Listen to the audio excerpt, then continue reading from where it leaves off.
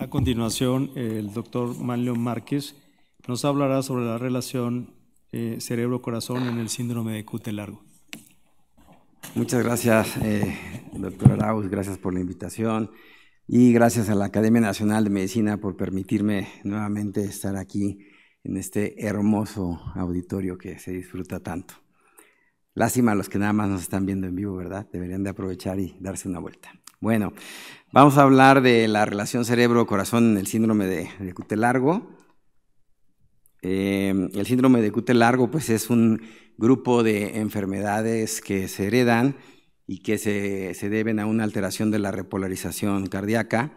Hay un ligero predominio de este síndrome en mujeres y la mayoría de los casos, porque los tipos 1 y 2 se deben a enfermedades en canales de potasio, entonces la mayoría de los casos se deben a enfermedades de canales de potasio, y el tercer grupo, el LQT3, se debe a canales de sodio. Esa es aunque hay muchos otros tipos, son los tres más comunes y sobre los cuales generalmente nos enfocamos. Entonces, ¿cuál es la repolarización ventricular normal?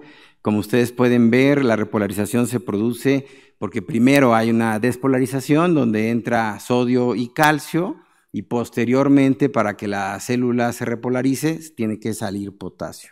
Y eso produce el electrocardiograma normal.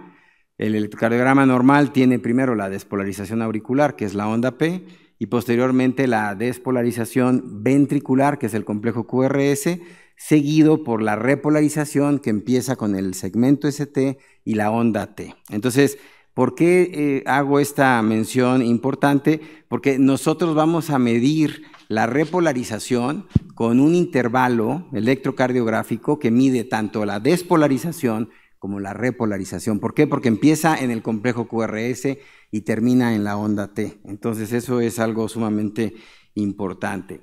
Los síndromes de QT largo más importantes, les había comentado, el tipo 1, el tipo 2 o los más frecuentes, se deben a que hay una alteración en la salida de potasio.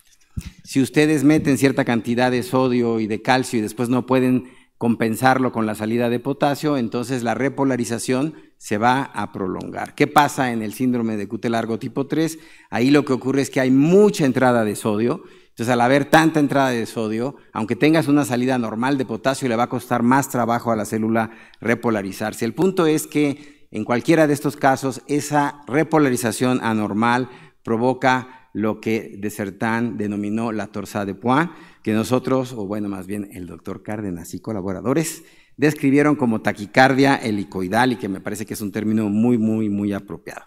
Entonces, si se fijan en la mayoría de los artículos de revisión del síndrome de QT largo, se van a enfocar en estos tres tipos que son los más comunes, aunque nosotros en el Instituto de Cardiología hemos estudiado mucho el tipo 7, que es el Andersen-Tawil, pero en este caso vamos a enfocarnos, les comento, en los síndromes de tipo 1, tipo 2 y tipo 3. De hecho, el tipo 1, pues obviamente es el más frecuente y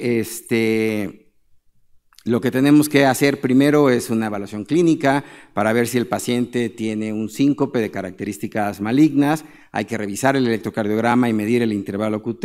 Se pueden hacer pruebas de esfuerzo y se puede hacer un estudio genético que ya se hace en nuestro país, aunque el precio es un poquito más caro que fuera del país, pero se puede hacer aquí. Y hay un índice que es el índice que hizo el doctor Schwartz. Si es arriba de 3.5 o arriba de ese valor, es altamente probable que tenga un QT largo. Obviamente, si la prueba genética es positiva, tiene un QT largo. Aunque el valor del QT habitualmente se considera normal hasta 440, puede haber un QT limítrofe hasta 480, pero si es mayor de 480 en mujeres ya no es normal, o si es mayor de 470 en hombres ya no es normal. Después de eso tenemos que hacer una estratificación de riesgo para ver qué tanto riesgo tiene el paciente pues, de sufrir un paro cardíaco por esa taquicardia helicoidal que les mencioné. Y bueno, el tratamiento consiste en primer lugar evitar medicamentos que prolongan el intervalo QT. En segundo lugar, se pueden utilizar betabloqueadores en casos muy específicos, sobre todo en el QT3, la mexiletina. y hay algunas otras maniobras. Entonces, este es el índice que les comentaba yo que desarrolló el equipo del doctor Peter Schwartz y donde se pueden ver los hallazgos electrocardiográficos, se van puntuando, se les va dando un punto dependiendo de cuánto mide el intervalo QT, si hay taquicardia helicoidal, si hay alternancia macroscópica de la onda T, si hay notch, o sea, muescas en las derivas en la onda T. Y todo eso y la historia clínica nos va dando un puntaje, ¿no? Si tienes 1 o menos es baja probabilidad, entre 1.5 y 3 es intermedia y ya 3.5 más es alta probabilidad de que tengas eso. Entonces, nosotros tenemos que identificar cuáles son los pacientes que tienen mayor riesgo de presentar eventos arrítmicos graves, es decir, el paciente puede tener una muerte súbita o puede tener un paro cardíaco no fatal, algunas veces mal denominado ¿cómo se llama? Le llaman muerte abortada, ¿no? Pero eso no es paro cardíaco no fatal. Y para hacer esta estratificación de riesgo, pues primero está la clínica. En la clínica les comentaba los eventos cardíacos son más comunes en la infancia y van disminuyendo conforme avanzan en la edad. Es menos común que un paciente con QT largo arriba de los 60 años tenga un problema grave, a menos que le den un medicamento que prolongue el intervalo QT. Si el paciente acaba de tener un síncope o tiene síncopes recurrentes, sobre todo les digo clínicamente maligno, y en el caso de los hombres y de las mujeres hay una pequeña diferencia. En los hombres es 4 veces más riesgo cuando son más niños, entre los 10 y los 12 años. Ahí es cuando desgraciadamente a veces muere el niño y entonces la mamá nos trae al hermano o a la hermana. Y en cambio en las mujeres el riesgo puede ser un poco más alto en la edad adulta. Entonces, el intervalo QT se debe de corregir por la frecuencia cardíaca y ese intervalo QT corregido también es un indicador del riesgo. A mayor intervalo QT corregido, mayor riesgo de presentar un evento cardíaco arrítmico fatal o potencialmente fatal.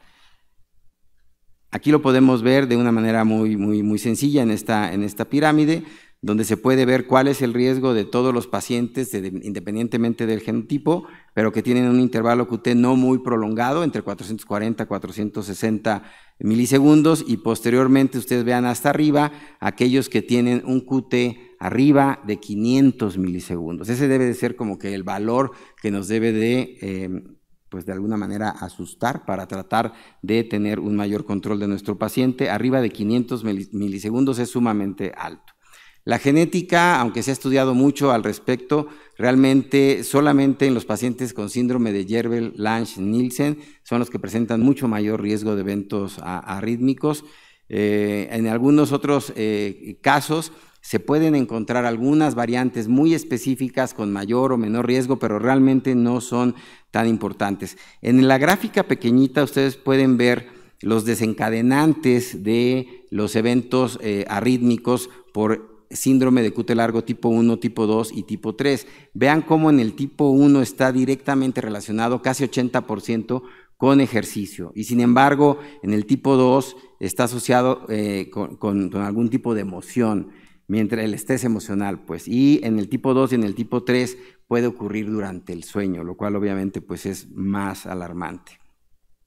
Desde el punto de vista de la relación que hay entonces entre cerebro y corazón, hay algunos pacientes que presentan convulsiones, pérdida del estado de alerta, pero que no tienen epilepsia, y hay algunos pacientes con síndrome de QT largo que pueden presentar síncope convulsivo, pueden presentar lo que parecen crisis convulsiva. Específicamente en el subtipo 2 se puede desencadenar por estímulos auditivos o por estímulos emocionales.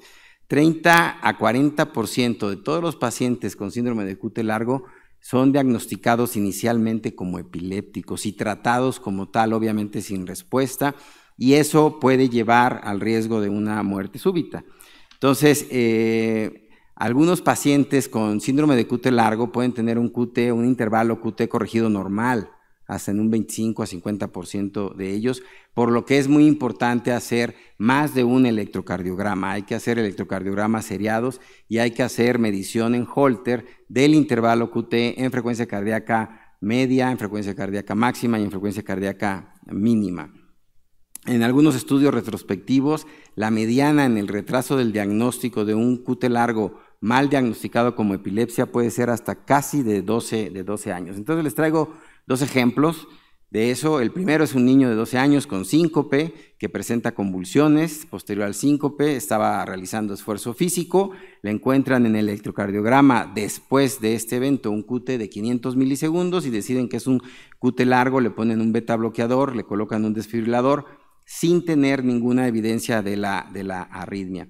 Lo que sí recurrió fue el síncope convulsivo y después de varios electroencefalogramas se logró demostrar que lo que tenía era una verdadera epilepsia y que necesitaba tratamiento para eso. Cuando se acabó la vida media de ese dispositivo, se pudo explantar y bueno, el detalle aquí es que digamos que nos precipitamos un poco en el diagnóstico, nos fuimos simplemente con ese QT de 500 milisegundos. El caso 2 es diferente, es una mujer de 35 años que está diagnosticada desde los 13 años de edad con epilepsia refractaria a múltiples medicamentos, incluyendo carbamazepina, ácido valproico, etcétera, pero que tenía disparadores atípicos de las crisis como el ruido, la fatiga, el ejercicio, el estrés emocional. Finalmente, en uno de esos eventos se interna y en el monitoreo se documenta que tiene un intervalo QT prolongado. Se solicita un estudio genético y se encuentra que tiene un síndrome de QT largo tipo 2 por una alteración en el canal de potasio. Se hace en esa ocasión una videoelectroencefalograma y se encuentra que no tiene epilepsia, es completamente normal. Entonces, bueno, aquí fue al revés, fueron 22 años de un tratamiento neurológico no necesario en una paciente con alto riesgo de muerte súbita. Algunas características que nos pueden ayudar a distinguir, no siempre es tan fácil, pero por ejemplo en una crisis epiléptica se comenta que hay aura frecuente y que el inicio es más progresivo, mientras que en el QT largo el inicio obviamente es súbito, el desmayo es sin previo aviso, sin advertencia. Los desencadenantes, cuando son, como les comentaba, ruido, estrés emocional, es más de un QT largo. Si en el estado posictal la confusión es más prolongada, nos sugiere más una epilepsia. Y obviamente tener un electroencefalograma anormal o tener un electrocardiograma con el intervalo QT prolongado, pues ya nos orienta hacia una u otra de estas causas. Entonces, ¿cuándo debemos de estar alerta en la epilepsia refractaria? Cuando el paciente refiere sensación precordial, dolor precordial antes del evento, cuando la pérdida de la conciencia es seguida inmediatamente de movimientos tónicos, cuando es disparada por cosas como los sobresaltos emocionales, la alarma, el despertador, el esfuerzo físico. Y entonces siempre hay que reevaluar el intervalo QT, les comentaba, no nada más quedarnos con un solo electrocardiograma, hacer electrocardiogramas seriados y el monitoreo de Holter. Entonces, bueno, las implicaciones clínicas son que en el caso 1 hubo un diagnóstico erróneo, se puso un desfibrilador que no era necesario, y en el caso 2 pues no se logró el diagnóstico del QT largo y había un alto riesgo de muerte súbita. Algunos medicamentos antiepilépticos per se pueden prolongar el QT, y bueno, siempre tenemos que tener cuidado en un paciente con QT largo y convulsiones cuando utilicemos bloqueadores de canales de sodio. Entonces, para concluir, estimados doctores que nos acompañan, la epilepsia refractaria puede ser una manifestación del síndrome de QT largo no diagnosticado. La revisión del electrocardiograma y el análisis clínico cuidadoso pueden evitar terapias inadecuadas, prevenir muertes. El electrocardiograma pues es obligatorio en caso de convulsiones, incluso si hay un diagnóstico ya establecido de epilepsia. Las mediciones automáticas del electrocardiograma pueden subestimar un intervalo QT, hay que medirlo manualmente. Eso es súper importante, y el reconocimiento temprano de un síndrome de QT largo puede prevenir la muerte súbita y mejorar el manejo clínico. Agradezco mucho su atención.